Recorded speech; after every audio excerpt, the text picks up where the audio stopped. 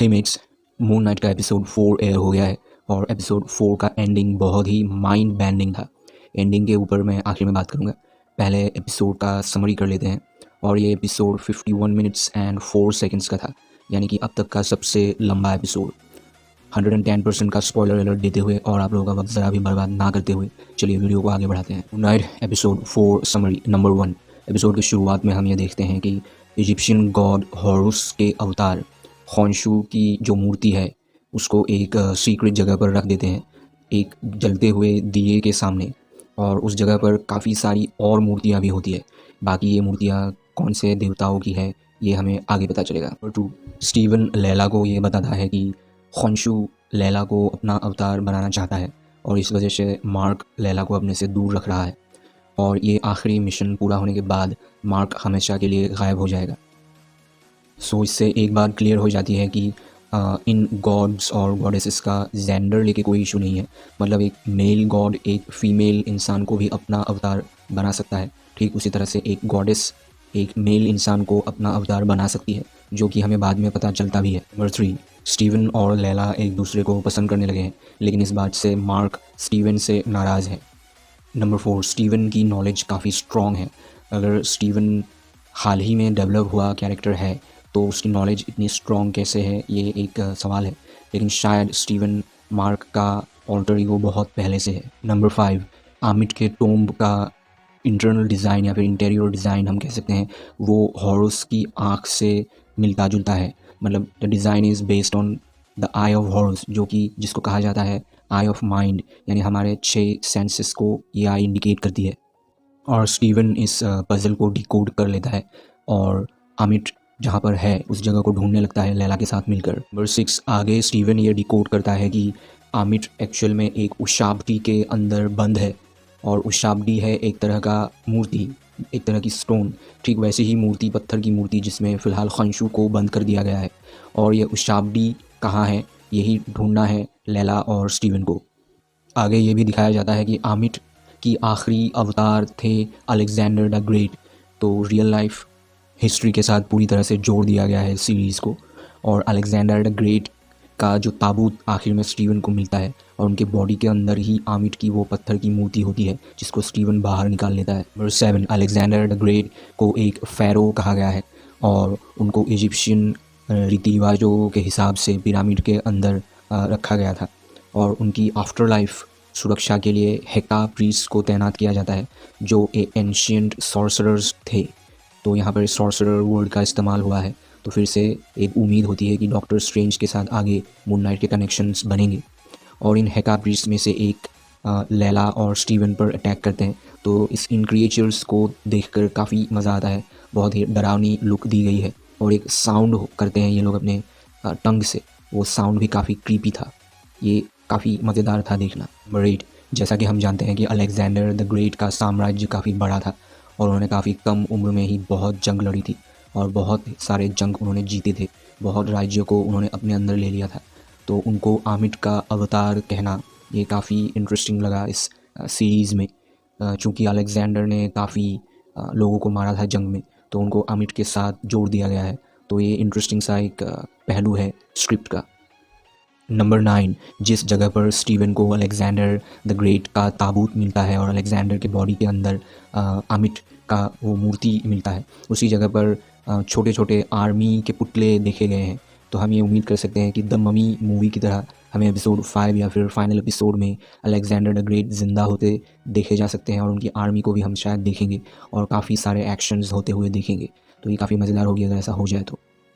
Number 10, finally हमें पता चलता है कि लैला के फादर एक आर्कियोलॉजिस्ट थे और उनका नाम था अब्दुल्ला एल फॉली और उनकी हत्या कर दी थी मार्क के दोस्त ने, मार्क के पार्टनर ने उनकी हत्या की थी। शायद एपिसोड 5 में हमें राउल बुशमैन को दिखाया जाएगा, या फिर ऐसा भी हो सकता है कि उसी रात मार्क ने राउल बुशमैन को मार दिया था और राउल बुशमैन ने मार्क के ऊपर गोली चलाई थी, ये बात भी मार्क कहता है। और एपिसोड 2 में हमें डू चैम्प ये नाम दिखा था मार्क के मोबाइल के कॉल लिस्ट में, लेकिन अब तक डू चैम्प हमें नहीं दिखा है। शायद एपिसोड 5 या फिर आखिरी एपिसोड में डू चैम्प भी दिख सकता है। एंड नंबर 11, एपिसोड के एंडिंग ने बहुत ही बड़ा झटका दे दिया है हम फैंस को, डायरेक्टर जस्टिन बेंसन और आरोन मूरहेड ने बहुत ही ज़बरदस्त एंडिंग दी है। ये एंडिंग बहुत हद तक मैच होता है शटर आइलैंड मूवी के साथ। लियोनार्डो डिकैप्रियो की मूवी शटर आइलैंड की एंडिंग भी इसी तरह की थी। और एक मूवी द यूजुअल सस्पेक्ट की एंडिंग के साथ भी थोड़ी बहुत मैचिंग होती है, केविन स्पेसी की मूवी द यूजुअल सस्पेक्ट।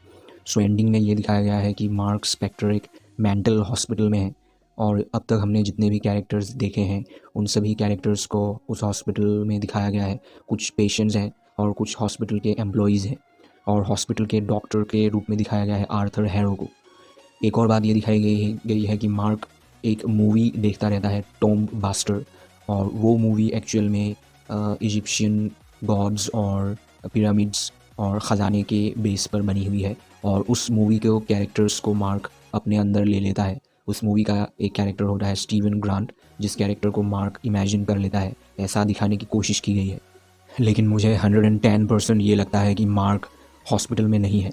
और जब आर्थर ने 2 गोली उसको मारी उसके बाद शायद मार्क की ज़रूरत है आर्थर को, इसलिए आर्थर ने मार्क को मरने नहीं दिया है और मार्क के दिमाग के साथ आर्थर खेल रहा है। क्योंकि ये डॉक्टर आर्थर भी मार्क से सवाल पूछने की कोशिश करता है और ये कहता है कि मुझे फ़िलहाल मार्क से बात करनी है। शायद आर्थर को एक और ये पावर भी है कि वो इंसान के दिमाग के साथ खेल सकता है और आर्थर ये भी कहता है कि मुझे भी ये सब तकलीफ़ें हुई थी। ये साफ जाहिर है कि आर्थर को मार्क की ज़रूरत अभी भी है और शायद आमिट को जगाने के लिए मार्क की ज़रूरत पड़ेगी, इसलिए आर्थर उसके दिमाग के अंदर घुस गया है और उससे कुछ चीज़ें उगलवाने की कोशिश कर रहा है। शायद मार्क के अंदर अभी भी और बहुत सारे राज छुपे हुए हैं। ये कंफर्म इसलिए भी होता है क्योंकि रियल लाइफ में टॉम्ब बास्टर जैसी कोई मूवी नहीं है। मैंने काफ़ी रिसर्च की, लेकिन टॉम्ब बास्टर जैसी मूवी रियल लाइफ में नहीं है।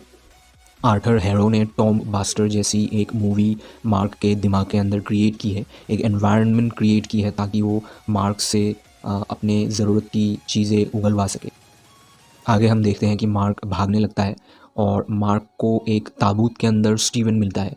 अब दोनों की 2 अलग अलग बॉडीज़ हैं और दोनों एक दूसरे से सवाल करते हैं कि तुम्हें क्या चीज़ आखिरी याद है। तो दोनों को यही याद है कि आर्थर ने उनको गोली मारी थी। अब जो 2 अलग अलग पर्सनैलिटीज़ के 2 अलग अलग शरीर दिखाए गए हैं, ये मेरी प्रेडिक्शन थ्योरी से मैच हो जाती है। मैं भी वांडा और स्कारलेट विच के ऊपर एक प्रेडिक्शन थ्योरी ले रहा हूँ, जिसके बारे में अगर आपको जानना है तो ऊपर आई बटन में आप क्लिक करके वो वीडियो देख सकते हैं। या फिर ये सिर्फ एक हेलुसिनेशन भी हो सकता है, लेकिन थोड़ी बहुत हिंट करती है doctor strange in the multiverse of madness movie को लेकर।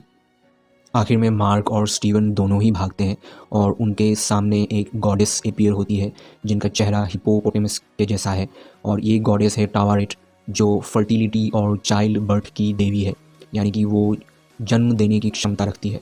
और गॉडेस को देखकर मार्क और स्टीवन दोनों चिल्ला देते हैं और यहीं पे एपिसोड ख़त्म होता है। तो शायद ये गॉडेस मार्क और स्टीवन की मदद करेगी। और एपिसोड 5 में क्या होगा ये प्रेडिक्ट करना अब थोड़ा मुश्किल हो गया है, लेकिन फिर भी मुझे ये लगता है कि आमिट के टॉम्ब के अंदर ही क्लाइमेक्स होगा। आमिट के टॉम्ब के अंदर ही ये सीरीज़ ख़त्म होगी। आर्थर आमिट को जगाने की कोशिश करेगा। शायद अलेक्जेंडर द ग्रेट भी ज़िंदा हो सकते हैं अपनी आर्मी के साथ और हमें फाइनल एपिसोड में फाइनल बैटल देखने को मिलेगा। तो बहुत ही ऑसम पॉइंट पे आ गया है ये सीरीज़। हम इंतज़ार करेंगे एपिसोड 5 के लिए। आज के लिए इतना ही। अगर आप लोगों को मेरा ये वीडियो पसंद आए तो मेरे चैनल सेलुलॉइड पैराडाइज को ज़रूर सब्सक्राइब कीजिएगा, वीडियो को लाइक कीजिएगा, अपनी मूवी बडीज़ के साथ इस वीडियो को शेयर कीजिएगा। मैं मिलता हूँ अगले वीडियो में, तब तक आप लोग अपना ख्याल रखिए। Have a great time. Thank you so much.